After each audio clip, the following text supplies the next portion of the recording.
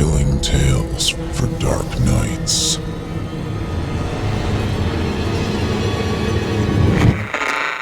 Want to make sure you never miss a Chilling Tales for Dark Nights video again? Be sure to subscribe and hit that bell to turn on notifications. The following program is a production of Chilling Entertainment and the creative team at Chilling Tales for Dark Nights, and a proud member of the Simply Scary Podcast Network. Visit simplyscarypodcast.com to learn more about this and our other weekly storytelling programs, and become a patron today to show your support and get instant access to our extensive archive of downloadable tales of terror. Thank you for listening, and enjoy the show.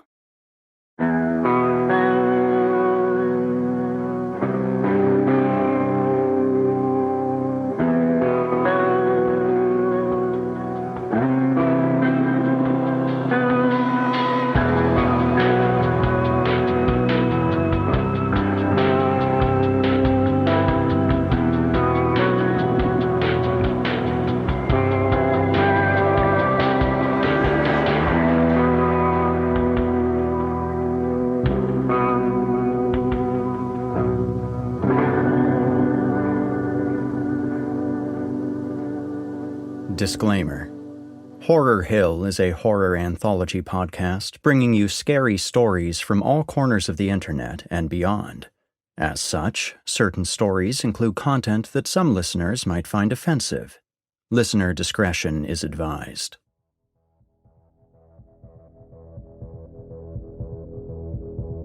Good evening, listeners, and welcome back to Horror Hill. I'm your host, Erik Peabody, and tonight, dear friends, we're finishing up our coverage of J.G. Martin, at least for the time being. Tonight we have two stories from him, one of which is in his Facility series, and another that's just a fun little treat at the end. With a little luck, we'll feature more of J.G.'s stories in the future. Tonight's episode is a bit shorter than the last two, so let's just jump in, shall we? You're listening to the free edition of this program. If you'd like to help support Horror Hill and also remove these pesky ads, head to chillingtalesfordarknights.com and click Patrons in the upper menu to sign up today. You'll get instant access to hundreds of ad-free stories, so what are you waiting for? Also, if you're watching on YouTube, do us a favor and drop a like and subscribe. Become part of our dark circle, listeners. And now, from author J.G. Martin, I give you Jagged Janice. I'm a government employee. My name isn't important. All you need to worry about is what I have to say.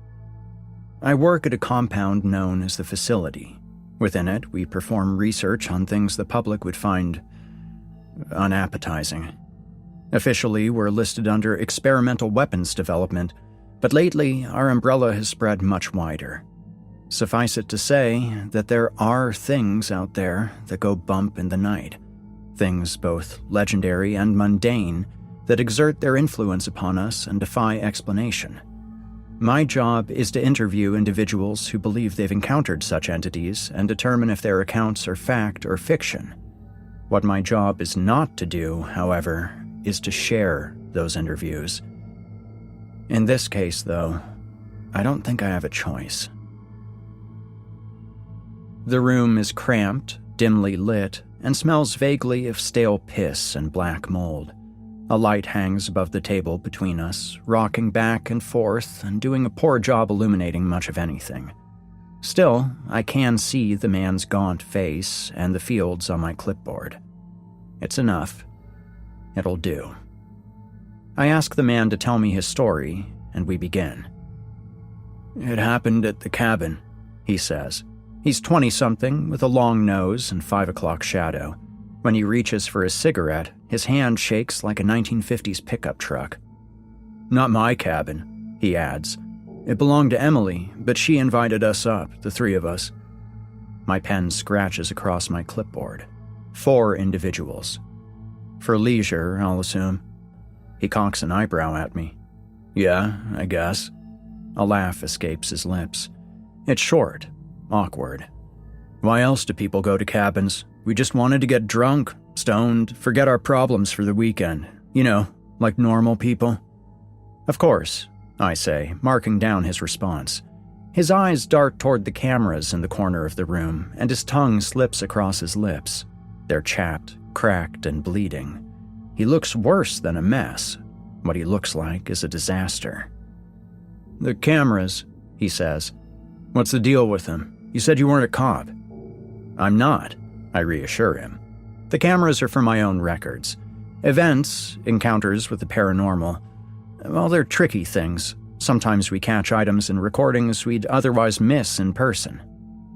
He stares at me a while. His lip curls in, his teeth gnawing at it. It's a look I've seen before, the sort of look where he's wondering if maybe he's being played.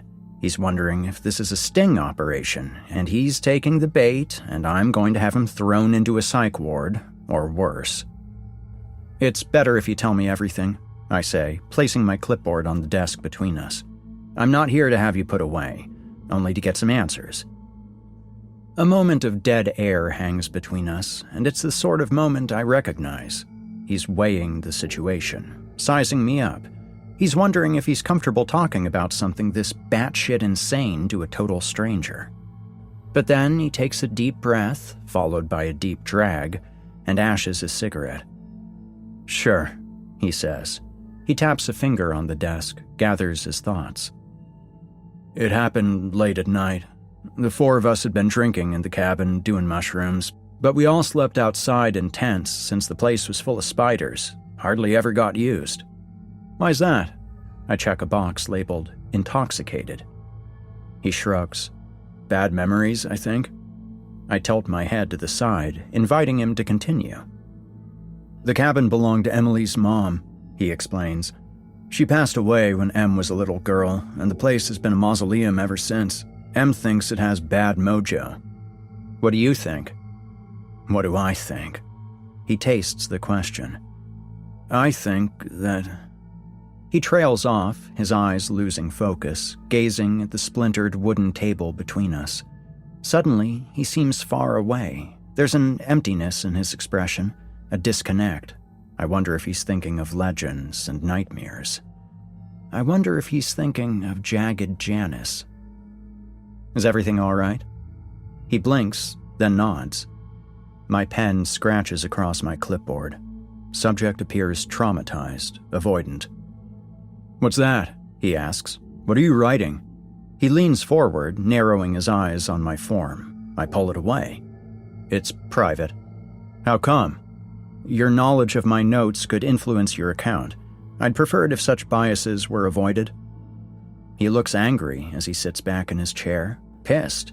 He's gnawing at his lips again, and his fingers tapping the table like a Gatling gun.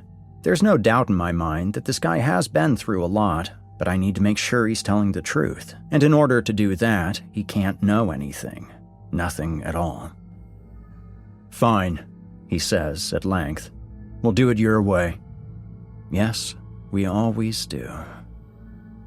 "Like I said, we were drinking in the cabin, swapping old war stories from high school, talking about stupid pranks we'd pull or places we'd tag, teachers we hated. We reflected. Pretty soon, though, we got drunk enough that stuff went deeper. We stopped talking about all the silly surface bullshit, and we started talking about the stuff that really meant something to us, the things that set our souls on fire." "That's a poetic turn of phrase. Are you a writer?" He shrugs. "Let me rephrase," I say. "Would you describe yourself as having an active imagination?" The man studies me, gears turning in his head. Again, he's wondering if I'm goading him into an admission of insanity. He's wondering if I'm calculating what amount of antipsychotics it would take to counterbalance his paranoia, and what size straitjacket would best fit his scarecrow frame. But I'm not doing any of that. The truth is, I don't care if he's insane or perfectly lucid. I don't give a damn about him at all. All I care about is whether or not he's seen Jagged Janice and that he isn't another liar. "My imagination isn't anything special," he says at length. "Now can I tell my fucking story, or are you going to keep interrupting?" I smile. "Tell your story." He takes a breath, spares a half-second to glare at me. The four of us are drinking in Em's cabin, and she starts to get low, depressed.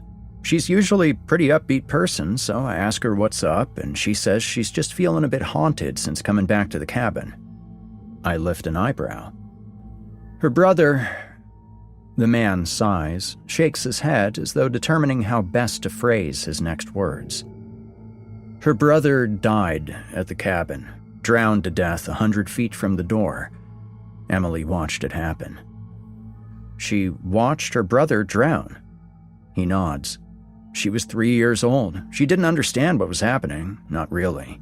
There wasn't anything she could do. I see. It's a sad story, but not really what I came here for. Worse still, nothing yet matches the Jagged Janice legend. Anything else? The man looks up at me, and disbelief swims in his eyes. Anything else? No, asshole, that's it. She watched her brother die, and it made her feel like shit. I'm not here for Emily's story. I'm here for yours. You'll excuse me if I forget to feign empathy for a woman I've never met.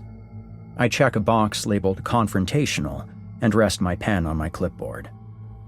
Now then, you said you were drinking, talking. What happened after that? His jaw is set, clenched. He looks like he wants to slug me in the face, and honestly, I wouldn't blame him. But instead, he takes a drag on his cigarette and leans back in his chair. Fuck it. We drink and talk until our eyes get droopy, and then we go to bed. It's like any other night, I guess. That's so. Yeah. Up until a point. There's an implication in his words, but I'll deal with that later. For now, I need more details. I need to understand the setting of the event as clearly as I can.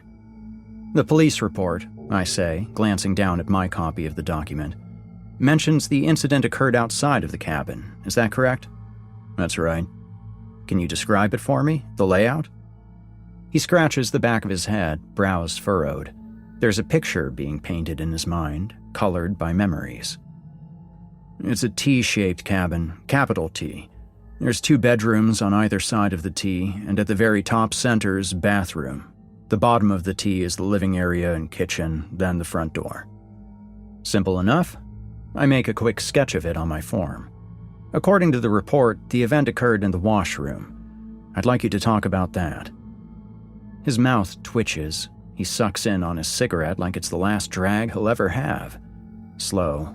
Long. He burns it down to the filter, eyes bloodshot, and then he drops it into the ashtray. Got any more of these? Sure. I reach into my jacket and pull out a pack, tossing it to him. The man catches it and flips it open, but his hands are shaking. They're shaking so hard that he can hardly light the smoke after he slips it into his mouth. Let me, I offer. No, he says. I've got it. The lighter strikes, and a flame dances to life. You're the real deal, huh? I'm sorry? He lights the smoke, breathes in, then exhales a storm cloud. The real deal. You actually believe me, don't you? Maybe, I say. Truthfully, I'm still making up my mind. You said the 4 of you quit drinking to go to sleep. Back in your tents, I presume. What happened after that? He ashes the cigarette. Nature calls. I gotta take a shit, so I get up and head to the cabin. When I unzip the tent, though, I can't see the dirt in front of me. It's dark outside. Pitch black. No moon? He shrugs. Not much of one. All I know is I've got to do my business, and I'm not about to use the outhouse. It smells worse than death. So I make my way to the cabin. Once I get inside, though, this weird feeling comes over me. Weird feeling. Like I'm being watched.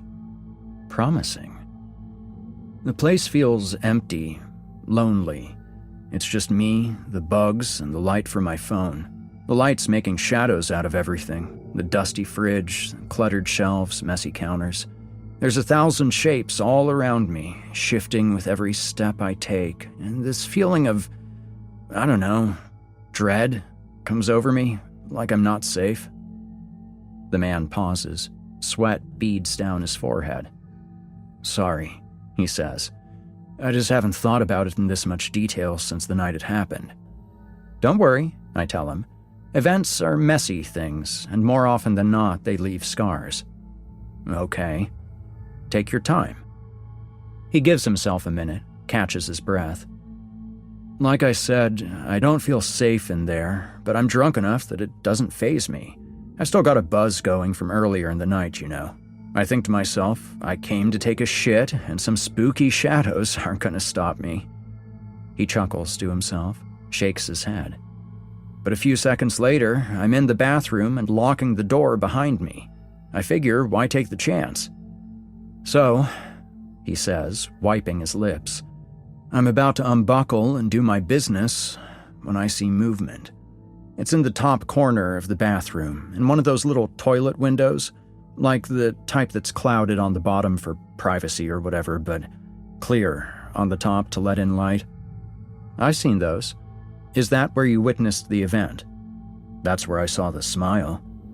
Jagged Janice. Describe it. Honestly, He sounds hesitant, worried. Wouldn't it be better to just talk about the event instead? The smile is part of the event, I remind him. It's important that we get as many details as possible, no matter how uncomfortable your memories may be.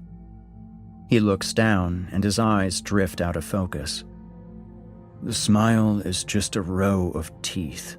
But the teeth are too big and too sharp to belong to a human, and there are just so many of them. I check my notes, consulting descriptions of Jagged Janice listed in old email chains from the early 2000s. I'd like to hear more about those teeth. Why? The teeth are important. Describe them, please. The man's uncomfortable. He's shifting in his seat like quicksand, and when he talks, his voice cracks, but he gives me what I want. The teeth are jagged, he says. Serrated, almost. Their lengths all over the place. Some barely break her gums, others stretch down, cutting through her lips. His fingers move again. They're tapping on the table. Tap, tap, tap. When I see the smile, my heart starts pounding. I'm frozen there, standing in the dark bathroom with just the light from my phone. My mind's reeling, but I know that whoever that smile belongs to, I don't want them seeing me. So I hold my phone up against my chest, tight as I can. I smother the light. The light, I say. Did the woman showcase an adverse reaction to it? Janice, according to her legend, loathes light. No, he says, shaking his head. Or, I don't know. I can't remember small details. At that point, my body's mostly adrenaline. There's a storm of it coursing through me and screaming at me to run or scream or fight this bitch or just do something. Anything. But I can't. I just stand there, staring at her inhuman teeth, at her horrible, twisted smile, with my phone clutched to my chest like a crucifix. Then the smile begins to fade away, lowering itself until it's just a blur behind the foggy part of the window. In its place are 2 eyes. The man takes a breath, trembling. They're wide, angled all wrong, and they're leaking this black fluid. They dart around the washroom like she's looking for something. I stay still as I can, like I'm fucking paralyzed. There's no light in the room, none except the bits of moon framing the monster in the window. So I let myself meld into the darkness. I don't move an inch, and I pray to God that she can't see me there. He shivers, reaches for a cigarette, and takes a drag. Then I hear tapping on the window. Tap, tap, tap. It's followed by this chattering sound, and it takes me a second, but I realize it's her teeth gnashing together, open and shut, over and over again. I don't want to look at her. I don't. But part of me can't stop myself, and I glance up and I see her eyes staring back at me. 2 tiny black dots in a sea of white. My breathing stops, my pulse races. Dribbles of piss run down my leg. It's just the 2 of us now, watching one another. I lean forward, my interest piqued. Much of his description could have been pulled from the Jagged Janice legend itself. The small black pupils, the rows of inhuman teeth. I check off the features on my clipboard as he goes. "What does she do?" I ask, "when you lock eyes with her?" He swallows. "She speaks." "What does she say?" "I see you." I write the words down and circle them 3 times. They're not familiar to the legend. Describe her voice to me. Does she sound old? Young? Her voice is quiet, hard to hear. The words sound like they've been pulled out of a wood chipper. The pronunciation's all broken and unnatural, like it's been cut up by those teeth. Curious, I mutter. Her fingers reach up and she taps the glass again. Tap, tap, tap. I chance another look, and all I can see is her terrible, serrated smile in the window.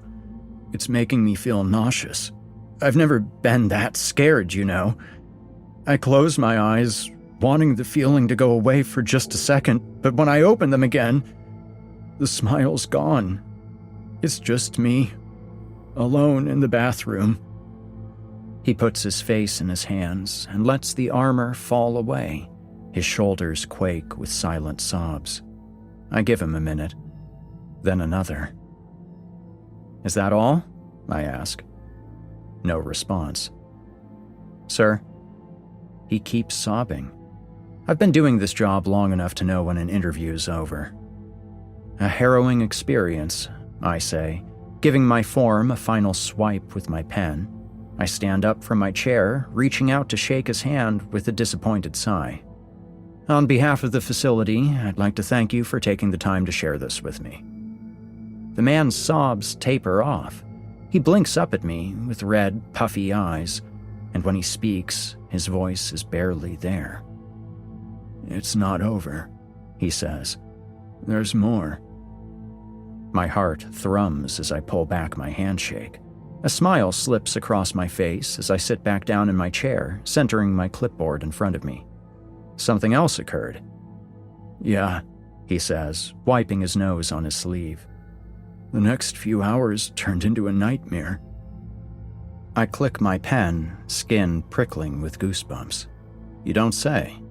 Now it's my turn to take a breath, to center myself and calm my nerves. How very unfortunate. Please, continue then. It takes me 10 minutes before I can muster the courage to crack the bathroom door. When I do it gently, quietly. You can hardly even hear the shitty hinges creak, that's how careful I am. I peek out of the crack, looking for the smiling woman, terrified that I'm going to see her standing in the living area waiting for me. But I don't. There's nobody else in the cabin. It's just me. So I step out, moving across the hardwood floor. It creaks and groans with every step I take, and each time that it does, my heart skips a beat, and I expect to see her jump out of the darkness. I'm seeing that smile everywhere now, in every shadow and every window. I want to shout and scream. I want to call out to my friends in the tent and beg them to pull me out of this horror. But they're past the cabin door, out there at the far end of the yard. They're a world away. And your phone? I ask. You never thought to use that to call for help? Yeah, sure, he says, rolling his eyes. I'm on a backwater island off the coast of rural BC. I've got great cell service out there. He shakes his head. I couldn't get a cell signal if I climbed to the top of the tallest tree. My phone was a glorified flashlight. So what did you do? I psych myself up. I've got my hand on the front door, and I'm ready to fling that thing open and scream bloody murder, run to my friends, and tell them we need to start the truck now because there's a fucking monster on the island, and that's when I hear it. His fingers thrum the metal desk. Tap, tap, tap. In the window, next to the front door, I see a long arm and a frayed sleeve, with crooked fingers playing against the glass. They're drumming a rhythm, something awful. It's noise masquerading as song. Then I hear her again. "I see you," she says in a gravelly voice. The tapping gets faster, heavier. I pull away from the window, from the door, and fall back into the shadows of the cabin. She must be 12 feet tall because her head cranes down into the window frame, all the way from the top of it. Her eyes are gleaming in the moonlight, darting around and swiveling again in ways they shouldn't be able to. She's searching again for something. Me, maybe, I don't know. The man finishes his cigarette and slips a fresh one out of the pack. He lights it, trembling, and sucks in on the nicotine. His expression softens. "Then she's gone," he says. "Gone?" I ask, disappointed. "Again?" There's nothing in the Jagged Janice mythology that indicates her vanishing and reappearing at regular intervals. "Gone," he confirms. "I'm alone. Time passes, minutes, maybe hours, I don't know. I just sit there in the living room, my ears and eyes straining for any sound, any movement, anything at all. I'm shaking and breathing in short bursts, terrified if I breathe too heavily she'll hear me. I wonder to myself how long it's been, how long there's still to go until the sun rises and somebody wakes up and comes to check on me or use the washroom. I think about using my phone to check the time, but the idea of its light giving me away terrifies me. So I don't. I just sit there and wait." "How long do you wait? Until morning?" He laughs, takes another drag. "Fuck no," he says. "It takes a while, but eventually I get calmer. Or maybe too scared to keep sitting there doing nothing. Maybe I just need to reassure myself that this nightmare has an ending. I don't know." He gnaws at his fingernail. I'm fucking quivering as I pull my phone out of my pocket, shaking like a leaf. I turn it on and my home screen lights up my face like I'm about to tell a campfire story. "What time is it?" 3:34 a.m., 2 hours from sunrise. The man sighs, running a hand along his jaw. "It's too long for me. I can't do it, you know? Can't wait. I decide I need to do something now, before that woman comes back, because I have this horrible feeling that the next time she shows up, she's going to be inside the cabin. She's going to find me. So I tell myself to make a run for it. Wake up my friends. It's easy, I think. I'll open my mouth and fucking scream my lungs out, and that way, even if she gets in my way, then at least everybody on the island will wake up and maybe I'll get out of there in one piece." So I do it. I open my mouth and I scream. But nothing happens, he says quietly. His expression darkens. Tears slip from the corners of his eyes and his lip trembles all over again. No sound comes out. Instead, a hand that's long and crooked wraps itself around my mouth. It pulls my head back, and I smell rot and decay and seaweed. And a voice whispers in my ear like a lawnmower, "I see you." Janice. I lean forward, gazing at him expectantly. "How did you get away?" He wipes his eyes, choking back the last of his sobs. "No idea. I blacked out. When I woke up, I wasn't in the cabin anymore. I was in a hospital bed surrounded by my friends." "Same ones from the cabin?" "That's right." I check a box on my form labeled Survivor.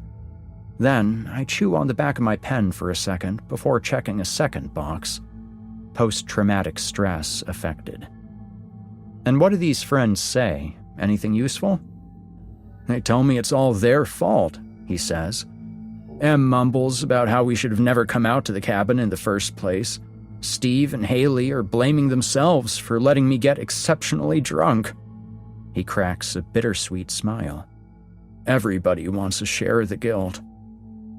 My eyes drift down to the man's file.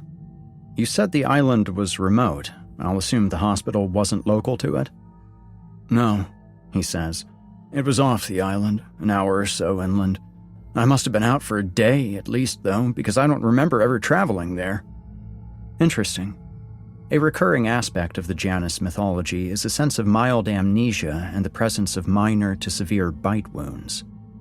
What did the hospital treat you for? He clears his throat. A mild concussion and water in my lungs. Water in your lungs? I say, incredulous. You're certain? Water in your lungs? That's right, he says. The doctors didn't understand it either. I never even got a chance to take a dip in the ocean, let alone drown in it. Okay, let me get this straight. So your friends pop by, leave you some get-well cards, and you get discharged a couple days later. I lean back in my chair, folding my arms. Does that about sum things up? The man looks away, rubbing his arm. Not exactly. Before they leave, I tell them about the smiling woman. I ask them if they've seen her lurking around the island, and Steve and Haley look at each other like I must have hit my head harder than anybody thought. The look in their eyes, it's like they're terrified I've given myself brain damage. Steve squeezes my arm and apologizes over and over for doing shots with me, says he should have gone easy for the first night. Haley agrees. And your other friend, I ask, Emily? She's standing back, staring at me, and her eyes are filled with, I don't know, regret? But it's different from Steve and Haley. She doesn't look like she feels sorry for me. She looks like she blames herself for all of this. I ask her one more time if she's seen the woman because I get the sense that she has. I slide my pen down my clipboard and circle a word that says witness before annotating it with a small question mark. How does she respond? She leaves, he says with a sigh. I don't think she wants to talk about it, at least not in front of Haley and Steve. Pretty soon everybody leaves. It's just me again, in some tiny hospital on the outskirts of nowhere. The only company I've got is the apple tree outside my window and the shitty TV. I sleep pretty uneasily that night, tossing and turning. I wake up at one point to the sound of tapping, and I stare out my window, horrified, expecting to see that woman again. But it's just the apple tree. Its branches are brushing against the glass. I wonder to myself if this is just my life from now on. If every time I hear the faintest sound at night, I'm going to wake up in cold sweats thinking that woman's come back for me. Then the door creaks open. My body goes into full-blown panic. My breath hitches in my chest, my muscles tighten, and it's like that night all over again, with the smiling woman, where I can't move an inch for fear. But it's just Emily, he says, chuckling in disbelief. She pauses in the doorway and asks me if she can come in. I tell her of course she can. And she does, not bothering to turn on the lights. When she gets to my bedside, I can see her face more clearly. She looks rough. Her eyes have these heavy bags, and her cheeks are all red and splotchy from crying. She's wiping snot on her sleeve and telling me sorry over and over. Sorry for what? Inviting you out to the cabin? I say, doing my best not to roll my eyes. I've never seen a group of friends with such a guilty conscience. No, the man says. She says she's sorry for not warning me about the woman. She says she thought the woman was gone, otherwise she'd never have come back to that place. What? I snap forward, eyes latching onto his. She told you she knew about her. He nods.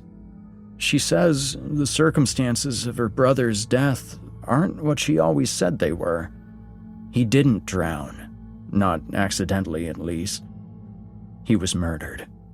A woman attacked them on the beach, a woman with a terrible smile and this tangle of black, messy hair that covered her face.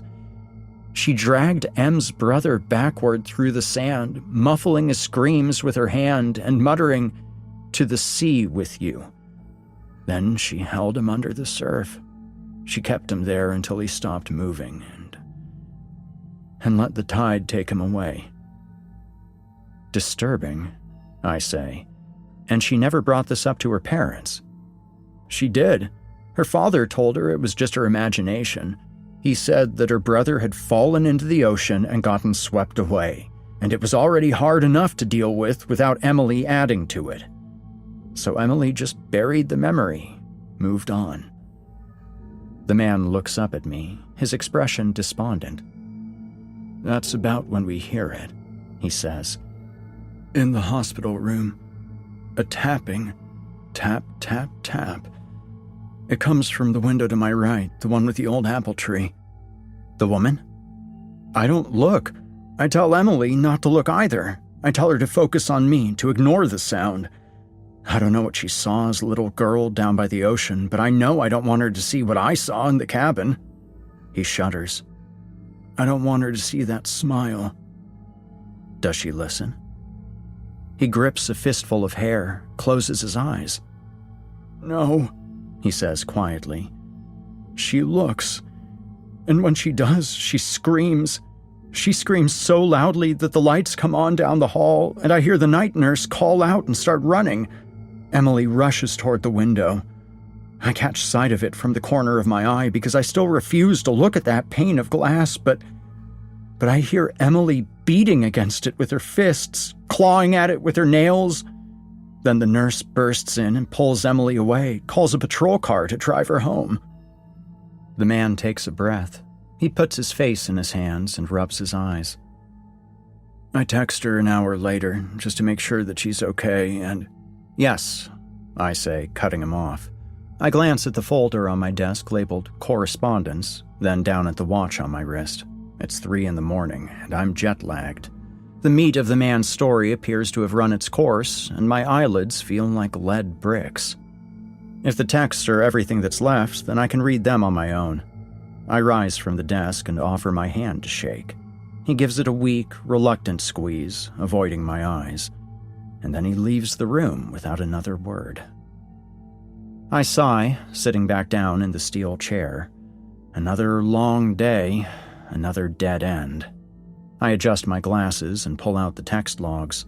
There's only a handful of message receipts.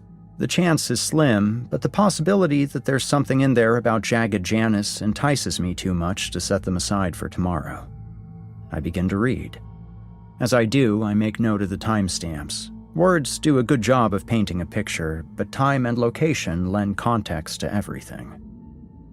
1:34. Dorian. Are you okay?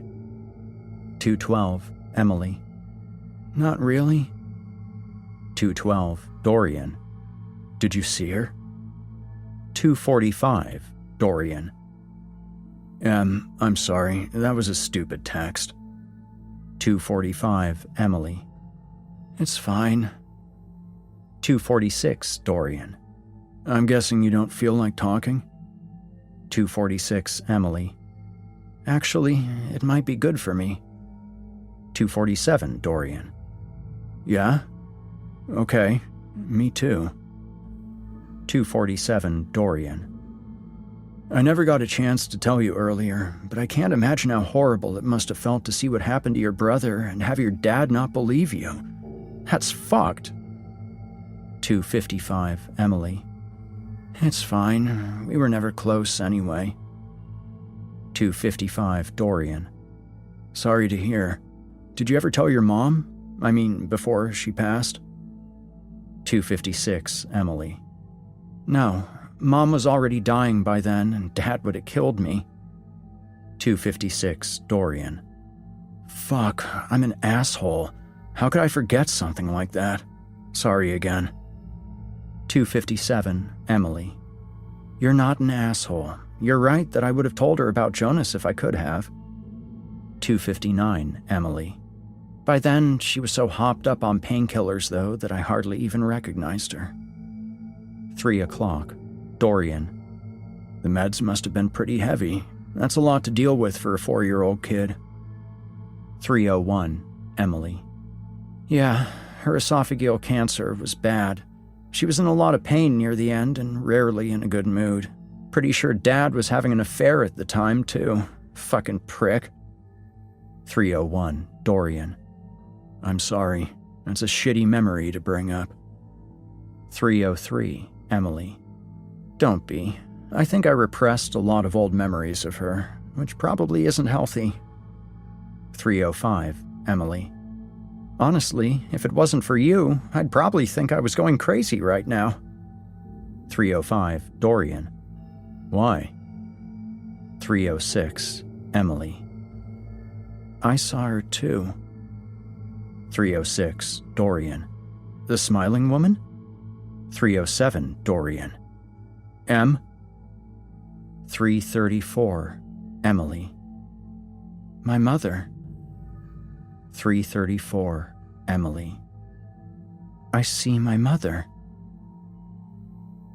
I stare at the last word in stunned silence. Her mother? Could she actually have been the origin of the legend? I rub a hand along my jaw, considering what I've heard of Emily's history. She had only been 4 years old at the time of her brother's death when she witnessed a crazed woman drag him into the sea, a woman who she couldn't identify because black hair obscured her face. Could that woman have been her own mother? It doesn't seem terribly likely, but it doesn't seem impossible either. Children often reframe moments of terror in a bid to understand the incomprehensible. I reach for my briefcase, unclasping the latches on the front and pulling out the laptop. I take a breath and then open up the database software. Emily is easy enough to find. Her last name is plastered everywhere across her social media, so I plug that in. The search function isn't the fastest, but it does the trick. It takes 30 seconds for the tiny, rotating hourglass to stop spinning. And when it does, I see her. Subject: Emily Caldwell. Father: Harold Caldwell. Mother: Janice Caldwell, deceased. I swallow, my hands shaking on the keyboard. Had I finally found Jagged Janice? I pour myself a glass of water, finishing it in 2 giant swigs. It does little to calm my nerves. Still, it's one piece of the puzzle solved, but really it just creates more questions. It doesn't explain several aspects of the man's story. The water in the lungs, the vanishing. Certain pieces of his encounter don't add up, at least not compared to the original legend. There's a knock on the door, 3 sharp raps with a knuckle. I get up to answer it, thinking maybe the man's forgotten his phone or wants to give me back my pack of smokes. When I open the door, though, there's nobody. I raise an eyebrow and head back to my laptop. I need to discover the source for these changes, these departures from the Jagged Janice mythology. This time, I bring up my web browser, navigating to one of my preferred resources on urban legends. The website's a bit corny, but it's proven accurate, and its community aspect has been invaluable in my research.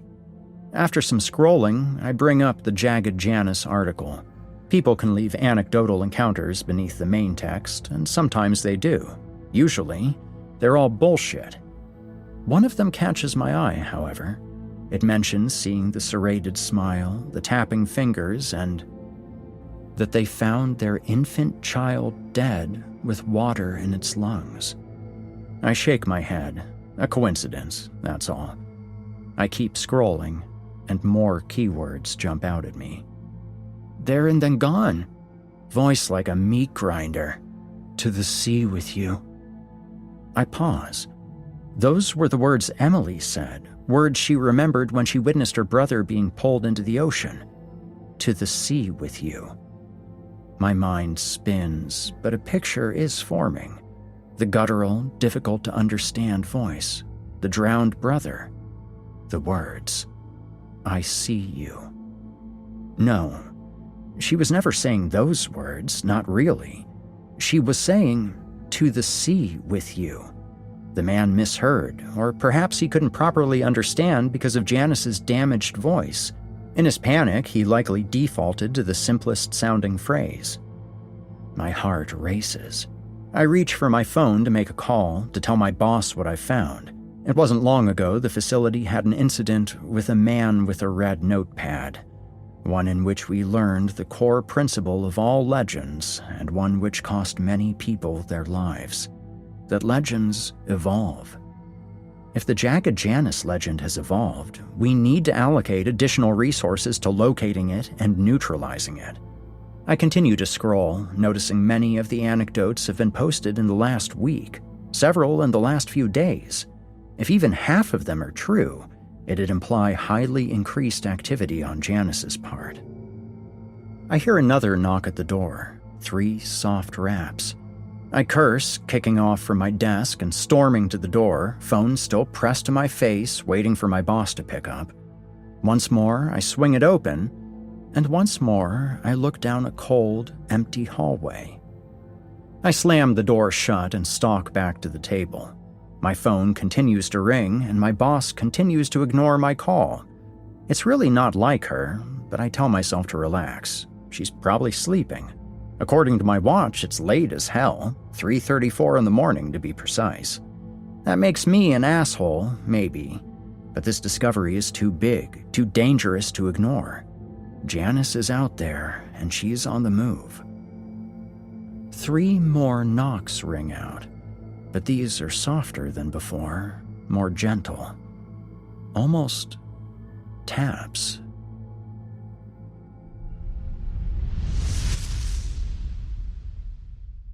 You've been listening to Jagged Janice by J.G. Martin.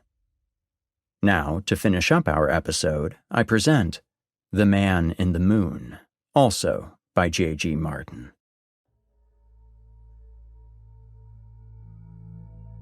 Believe it or not, the second trip to the moon made more headlines than the first. There was so much more riding on it. After the nuclear exchange of 2029, most of the world had resigned itself to death. Looting was widespread, riots claimed the streets. New York, Beijing, and Moscow, once the population centers of millions, all became smoldering wastelands in the blink of an eye. The world as we knew it was over, and all that anybody wondered was how long they had left until their city joined the rubble. But then something strange happened. Maybe an angel touchdown, or maybe the madmen at the top finally realized just how close they were to losing it all, their wealth, their power, their subjects. Whatever the case was, they called off Armageddon. Enough, they said. We've had enough. And that was it. 90 million dead in the span of an afternoon was all it took to put things into perspective. After that, the world lost its taste for nuclear weapons. We lost our taste for war. After seeing the reality of what was waiting for us on the other side of our violent delights, the petty squabbles of our neighbors, our rival states, suddenly didn't seem to matter much anymore. But that wasn't enough. No, it wasn't enough to simply proclaim our distaste for conflict, to dismantle our nuclear stockpiles and address our nations and come together in peace. No. What we needed was a grand gesture, something spectacular. We needed the stars. So it was that the Return to the Moon initiative began. It was a joint effort, a collective push by Russia, China, and the USA that was helped along by everybody from North Korea to Canada. This time, we weren't just going to land on the moon, say a few inspiring words, and be on our way. No, this time we were going to stick around, colonize it, create the very first settlement on a solar body that people could live on. It wouldn't belong to any one nation. It would be independent, a true symbol of our commitment to never again bow to the seductive temptations of tribalism and war. It proved to be the gesture we needed. People rallied behind it, and it was supported by landslide margins on both the left and right, across practically every nation on Earth. We saw it as real proof that we were willing to set aside the shadow of mutually assured destruction, and in its place, walk together toward the heavens. And it was a good idea. It's hard to fault the sentiment behind it, and even now I feel warm just thinking of the unity we felt in those days. But it was also the catalyst that set our extinction into motion. When we launched the rockets, we always knew it would be expensive, risky too. The trouble is, we measured the cost in dollars and the risks in headlines and isolated tragedies. We figured we'd have 1 or 2 failed launches here, maybe a crash landing there, Nothing catastrophic. Nothing world-ending. A week after the first astronauts landed, their instruments began picking up strange seismic readings. According to them, it was as though the moon was tilting on its axis. Soon, quakes riddled the surface, wreaking havoc on research equipment and drastically slowing surveys for the forward operating base. Then, 2.5 weeks into the mission, Earth received its final communication from the moon. Houston, this is Alpha 3. Do you read? Alpha 3, this is Houston. We read you loud and clear. Roger. Houston, we have a situation. Go ahead, Alpha 3. We've had some issues with the crew. We've had to restrain 2 members, and I'm beginning to think we may need to restrain more. This is the first we're hearing about this. What's going on up there? Some of the crew have become violent. They attacked Major Donahue during a spacewalk. They looked like they were trying to pull her out of her suit, but we got to her in time and she's okay. Good work, Alpha 3. We'll need the names of those members. You said you suspect more members may need restraints? That's correct, Houston. Tensions have flared in the last 2 hours and arguments are becoming heated. We've had to break up 4 fights already. There's more fighting? The crew are at each other's throats. Alpha 3, are you in a secure location? Affirmative. I'm in the rover. The hatch is sealed. I know how much we have riding on this, Houston, but at this point, I'd recommend a full crew recall. Understood. We're currently discussing it with the Alliance. I appreciate that, Houston. I'm hoping that... Jesus!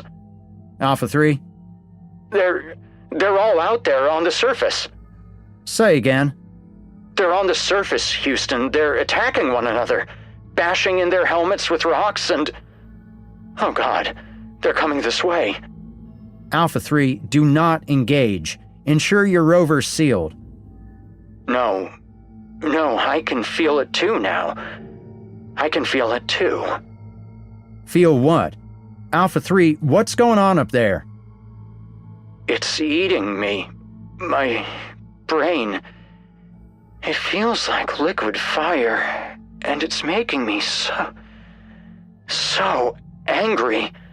Fucking hell, Houston, I think there's something crawling around inside my head, and its feet are like barbed wire. We're preparing an emergency extraction shuttle right now. Remain in place. Do you copy? Can you feel that, Houston? Feel what, Alpha 3?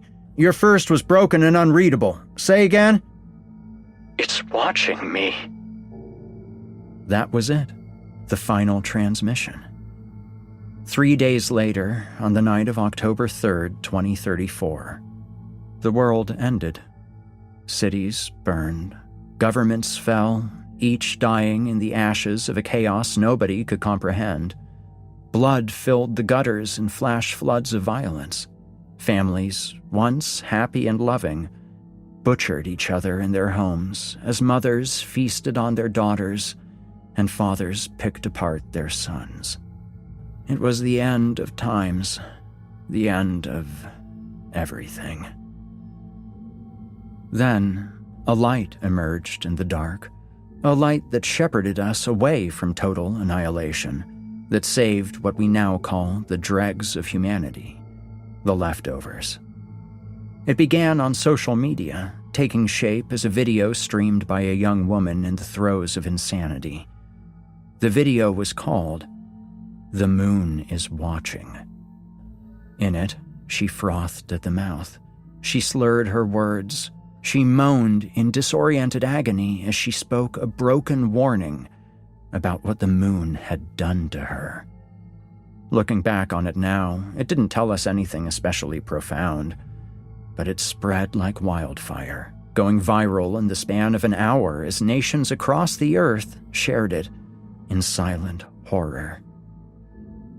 "It's hurting my insides," she said, her body jerking and writhing. "It's crawling inside my head, behind my eyes, across my brain. It's cutting me up. I'm not whole anymore." She shrieked, and her back lurched, twisting and snapping, her tongue lolling from her mouth like a panting dog. Her eyes looked around, hungry and eager. In her hand, she still held her phone, but it had become an afterthought. She didn't look at it, didn't so much as acknowledge it as she broke off into a run, her ragged voice snarling as she collided with another person in a blur of pixels. There's no video of what happened next. Her phone was discarded in the ensuing melee. But from the audio, it's clear that the person she attacked was a young boy. It's unlikely he survived. That video was enough, though. More than enough. Its message, as harrowing and twisted as it may have been, taught us an important lesson that night. Do not look at the moon. Avoid it at all costs. Draw your blinds, lock your doors, and under no circumstances venture out in the dark. There are madmen in the streets, or moonwalkers, as they've come to be called. Catch them during the day and they're lethargic, almost brain dead. But at night, something overcomes them, something sinister. They need violence to live like we need food and water. Somehow it sustains them. But even they aren't the true nightmare. No, worse than them are the lucid, the ones like you and me, the ones who still think with their minds, who still eat and drink, and haven't looked at the moon since the end of the world. They're the ones who break into your homes, the ones who steal your food and rape and kill with the practiced efficiency only real humans can manage. They're the ones building new cults, new religions. I'm not sure what the astronauts found when they went back to the moon. I'm not sure what they woke up. All I know is that these days, if you decide the nightmare of reality is too much to take, there's an alternative to death. Folks take it sometimes. They walk out into the night, and they stare up at the sky. They look at the moon, and the moon looks back.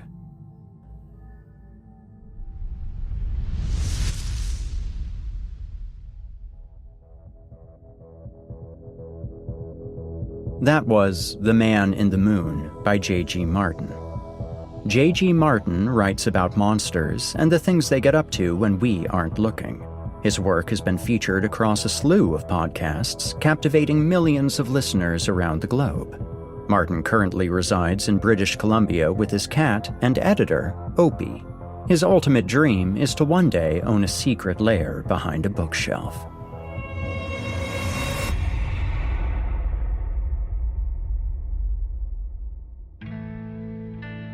And that, friends, concludes our episode tonight. I'd like to remind you that J.G. Martin's collection, Crooked Antlers, is available in physical, digital, and audio format over at Amazon, and if you've liked his story so far, I can guarantee that it's worth your time. Thank you all for joining me, and I hope to see you again next week for more Horror Hill. Until then, stay spooky. You've been listening to the Horror Hill Podcast, a production of Chilling Entertainment and the creative team at Chilling Tales for Dark Nights. Tonight's episode was hosted, narrated, scored, and finalized by yours truly, Erik Peabody. Additional music by Nikki McSorley. Got a terrifying tale of your own that you'd like performed? Email it to us at submissions@simplyscarypodcast.com to have your work considered for future production. Note that any writing utilizing artificial intelligence is ineligible. If you enjoyed tonight's episode, why not help us spread our dark presence online? You can follow Chilling Tales for Dark Nights on social media, and upvote, subscribe, and hit the bell notification icon if you're listening to this on YouTube. It helps us out a lot and also keeps you up to date on new episodes. If you'd like access to uninterrupted horror, free of ads and these annoying bookend segments, might I recommend signing up to be a patron? You'll get access to hundreds of episodes of this show, as well as everything from the other programs in the Chilling Tales for Dark Nights cabal. That means all of Scary Stories Told in the Dark, Drew Blood's dark tales, and more. It's a veritable smorgasbord of horrific delights. Head to chillingtalesfordarknights.com to get started. If you're looking for someone to narrate or handle audio production for your own personal project, I just so happen to know a guy. Email me at erikpeabodyvoice@gmail.com. That's ErikPeabodyvoice, and we can talk details. If darkness is what you're after, listener, your search is over. Yet, let it be known, you haven't found the darkness. The darkness has found you.